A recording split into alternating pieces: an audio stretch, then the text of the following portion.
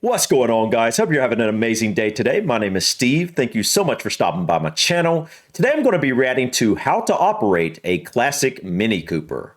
A few weeks ago, I reacted to a video where I learned the history of the Mini Cooper, and I learned the significance of the Mini Cooper when it comes to British cars. And I must say, I think this is a really cool car from what I learned in that video. That was really the first time I've ever explored the Mini Cooper in any way. I've never known anybody that's owned one, and I've never really seen one close up, which is why I wanted to check out this particular video.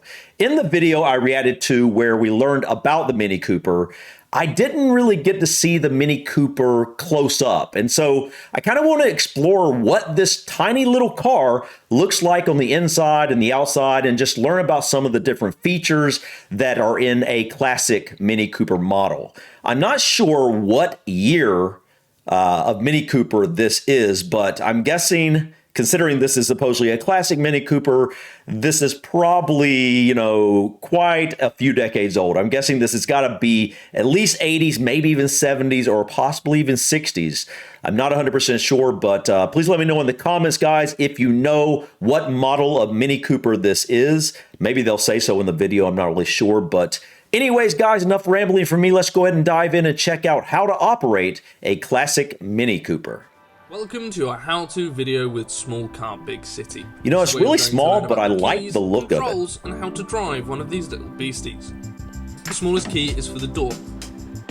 Now turn the key towards the button and click the button to open the car up. A lot of cars used to open like that back in the day. The boot. The handle twists just like this, and you can fit absolutely anything into here as long as it's rather small. Man, that's tiny. The key is for the fuel cap. The cap will come away with the key, so that's cool. Without it on the car is rather difficult. But that was a little bit before its time. If you've parked in an area in need of a little more security, you'll probably want to use the Man, look how tiny this is. Place and is released with the four-sided key. The big key is for the ignition. Put it in the barrel and turn on the electrics. When the engine is cold, pull the choke out all of the way, and once the engine is fired up, push the choke back in around halfway and let the car warm up for about 5 minutes.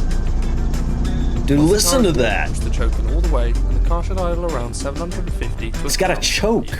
The indicators can be found here. You know how they work. Wow. For the horn, just tap the end. For a single action wipe, click the wipers down. If it's raining a little harder, you can push the stalk up. But if it's raining cats and dogs, you can click it up again.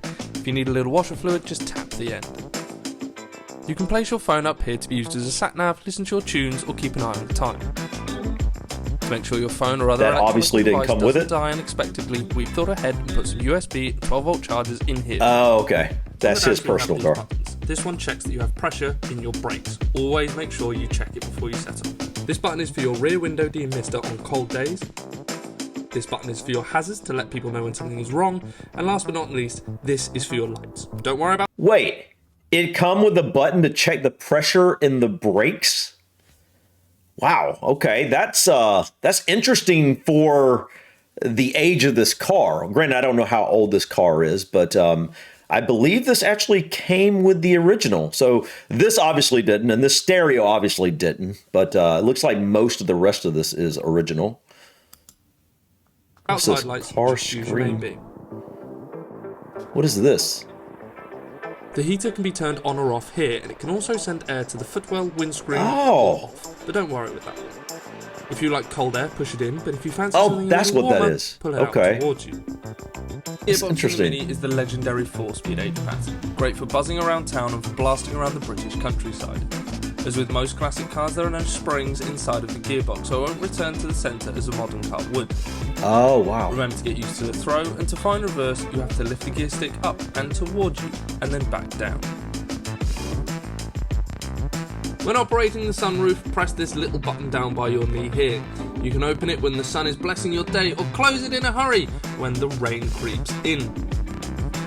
This looks like the type of car that you would really like a sunroof on. It's so small, and I think it would just be a blast to drive around on a nice sunny day with the sunroof down. That would be a lot of fun. I think this car would be a blast to drive. It's just so tiny, and just hearing the engine, it just has that, I don't know, I can tell, and it would just be really fun switching gears in this little car. I bet it has a lot of pep. That's what I remember hearing, that it was a lot of people actually race this car. Surprisingly, looking at it, you wouldn't think that, but because it's so light, it handles curves really well. And I've heard they're very well built. Each car was built individually. I forgot exactly what you call that, but it wasn't the same as a normal assembly line for most vehicles. Oh, the Now, rolling for anyone windows. under the age of 25, this is called a window. It's been a while since I saw one of those. Forwards, and then when you've had I enough miss fresh air, roll those. it I love backwards. those. These cars don't know can why. be fragile and unforgiving. Make sure you get used to the throw of the gear stick and the bite of the clutch, making sure to pull away nice and smoothly.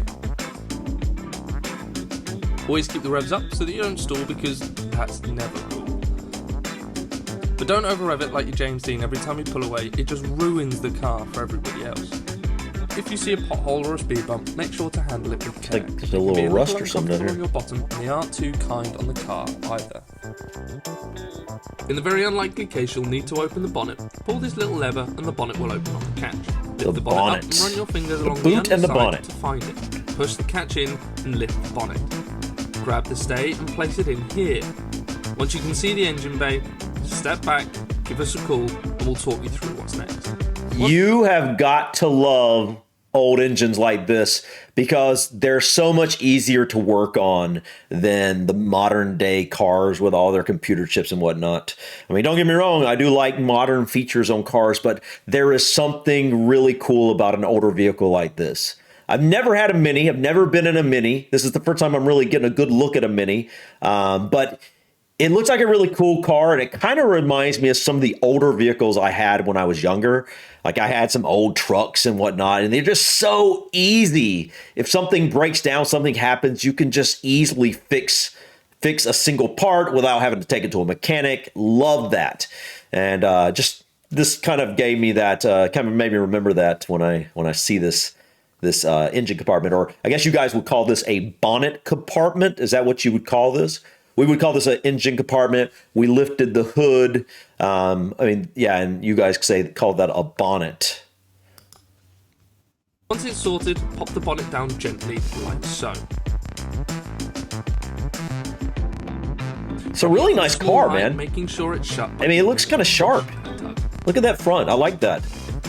When you're getting out of the car, pull this little handle and remember to lock every single door. Wait, I thought that was the handle right there. That's interesting. I've never seen a car like that. Keys. Twist it towards the front and remember to try on every single door to make sure it's locked. Thank you for taking the time to watch this video. We hope you've enjoyed it, and we'll see. All right, guys. So this is a company that obviously hires out their cars. I'm guessing they hire out only Mini Coopers is what it looks like. So that's pretty cool. Let me see here. I want to see something. Where is that? I want to see the ending here. Where is it? I don't know where it's at. Here. Can you even fit anybody back here? Man, those seats look tiny. I think that is a back. Yeah, because there's a seatbelt. Wow. Like, that is tight. I'm wondering how tall is the max height someone can actually comfortably fit in a Mini Cooper. Number one, you can probably fit a little bit of someone a little taller in the front seat or driving. But if in the back, I don't know. Could you even fit any adults in the back? I don't really know. I mean, it looks like it would be max of maybe someone 5 feet, 5'4" or something like that in the back. And even the front, it looks like if you're 6 foot tall or taller, it looks like you're going to have a hard time driving a Mini, at least one of these classic Minis. It does seem like in my head, I'm picturing the more modern Minis, and it seems like they look a little bit bigger. Let me know in the comments, guys. Are the modern Minis larger than this? Can they fit taller people in the larger Minis than these classic Minis? But I thought this was a really sharp looking car here. I don't get a good look of the front. Well, we did briefly somewhere. Where was it? We only got, but I really like the lights down here. And this is almost like a racing stripe. Not quite. The racing stripe would be in the middle here, but this is a sharp looking car. Before, the past, few weeks or whatever, I had never even thought about a Mini. It's just not a car we see in the US that often, at least in my experience, at least from my areas. But it's a really cool looking car. I especially like the classics. I think this is a really nice car. It's something that would be pretty hard, I think, to have a family in if you had more than 2 kids. Which I don't currently. So, but this would be something that you could, I could see this being a way to, drive something, save a little bit of money on gas, but also just have a blast. Because I've heard these things do really good around curves, and I just think this would be a really fun car to drive. I've heard it's a really fun car to drive, and I think the Classic especially, I absolutely want to see someone drive one of these cars and see what it feels like from the first person experience. Or better yet, I'd like to drive one of these myself, but I don't know anyone who has a Mini Cooper, let alone a classic Mini Cooper. But I think that's something I might look into sometime soon, is actually see if I can find a video of someone driving the Mini Cooper from a first person view, because I feel like that would just be really interesting to see how this looks when you're actually driving this thing. I just think it'd be fun. It's really low to the ground. It's tight and compact. I've heard it just handle, like I said, it handles the curves really well, and it just has a nice smooth stick shift. What do you guys call that? We call that the stick shift, the clutch. What do you guys call that? I can't remember. You call it a manual shift, but is there what do you call the actual shifter? Like I said, we call it the stick shift or the shifter. I'm really curious what you guys call that. But anyways, guys, I thought this was a very, very interesting, quick video. Gave me a good idea of what to expect if you ever get into a Classic Mini. Looks like it has a few different features that I actually miss in cars. For example, the window roller. I don't know why I miss those. I think it just, we've got so much technology these days. I think it would just be really nice to go back to some of the older stuff like that. Same as sometimes I wish I had just like an old telephone that was on the cord, like, back in the day when I was growing up, answering machines and just all that type of stuff. It just brings back memory of like family that are deceased and stuff like that. Like this reminds me of being in the car with my grandma growing up. It's just, I miss things like that. I miss her. And so I think things like that just remind me of times that are long gone. It was like almost more, the time was more innocent back then. And I think that's something that things like this window roller or the way you entered the car here, or just the way the dash looked, it just kind of like this heating control panel here. It's just so simple, and it just reminds me of simpler times that I definitely miss. I would absolutely appreciate a vehicle like this. I've owned vehicles in the past that were simple like this, a long time ago. But I definitely miss certain things about them because, like I said, number one, they're easy to fix if they break. And number two, they're so simple that if something breaks, sometimes you don't even worry about fixing it. You just let it go. But anyways, guys, enough of my rambling. Thank you so much for stopping by. Please click that like button. Feel free to drop your comments or suggestions about this video or others. And don't forget to subscribe to continue to follow me on my journey to discover my British and Irish ancestry. Until next time, guys, peace.